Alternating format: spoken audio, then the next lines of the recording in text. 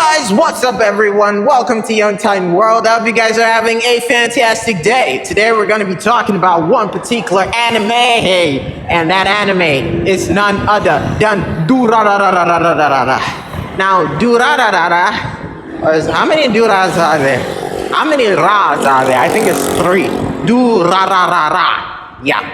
And Durarara, I think I've talked about this before, but we're actually going to just be more explanatory this time.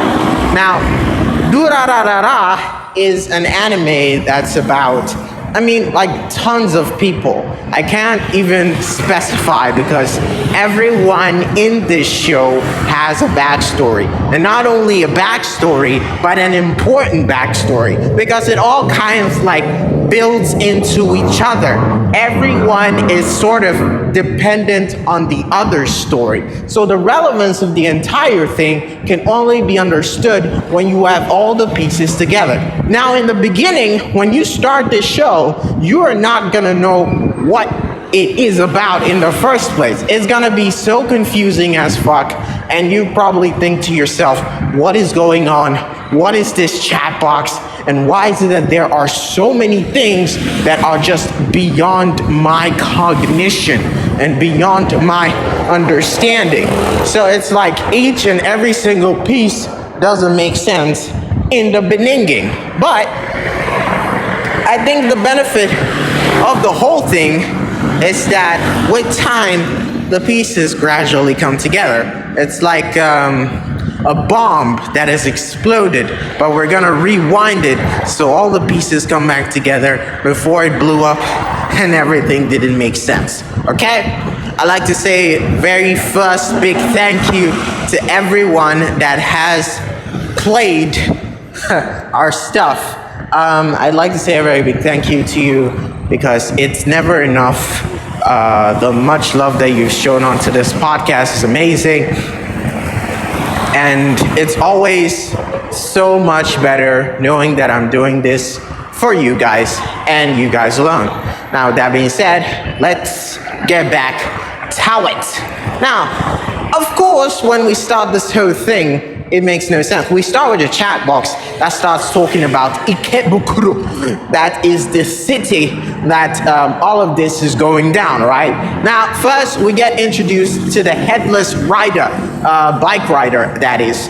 And the thing is, it's this, I thought it was a dude at first, but it's actually some chick that goes around with a bike that is apparently a horse because it neighs as one, and it definitely gets everyone's head riled up, and they're kind of scared because they're kind of like a mystical being that they can't understand, and it's supposedly headless. Yes, like the headless Norseman, and they call it a Dullahan in these spots. And now, most of the time when we're trying to talk about this character, everyone has a distinct rendition of what it's supposed to do, and honestly, even the person, or at least the embodiment of that headless creature, is not necessarily understood, or is not necessarily,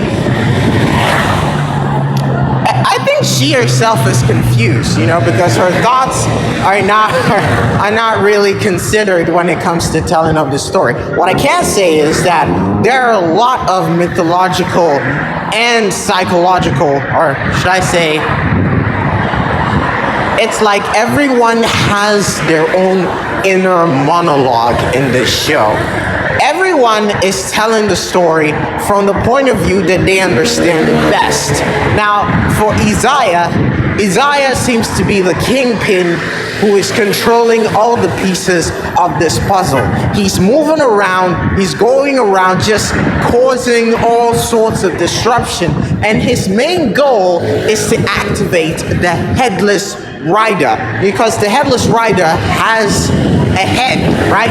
But the head is asleep, and he wants to know what it does. Now, in order to know what it does, since he tracked it down back into the past And the past had this whole conclusion that it's a Valkyrie and it was only useful to guide the souls of dead people into the afterlife. So there needs to be a battlefield where people die in order for that to happen. He's trying to create a battlefield in Ikebukuro by making the sides within Ikebukuro get on edge, all right? They'd get them all riled up and then throw them into the battlefield with the intention of causing the head to wake up and activate this power.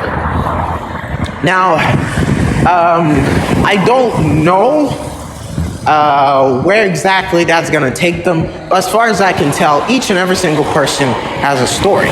Now, Misaomi, who's supposed to be this smooth talker who is just really great friends with Henri and the other guy, Kida? I don't know. I think the other guy, who is the head of Dollars, by the way. And, you know, everyone has their own side. So, like, Henri is supposedly the one who carries the Sakia, or the Sakai, or the Sikai? The Sakai. Now, there are lots of names in this. But she holds the katana that makes people want to cut other people, and other people want to cut other people, and it turns your eyes red, and it feasts on your love for whatever it is that you're obsessed with. And it uses that to make you want to stab other people. And she has control over that. And Masaomi is also in charge of the yellow gang. Because they put on yellow bandanas and they're teenagers, but they love doing it. So they're like a group and a gang. And that's so much fun for them, I guess. I don't know who made this script, but they definitely have their own meanings. And Isaiah, as I've said before, he's the guy who's running the whole thing. He's the one who's in charge of making sure that each and every single person plays their part indubitably, without any fuss, no muss, no coconuts. And it's really, it really comes from a point of so many lines, so many ways that it's not really understood. I think it's like a sort of, how do I say this?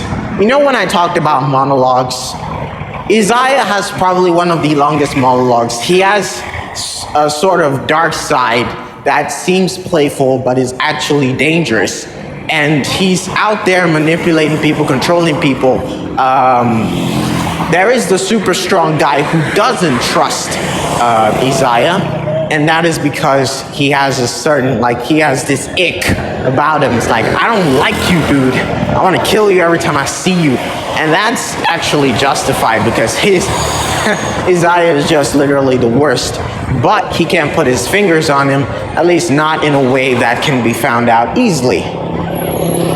But I think most entirely, I'm not done watching it.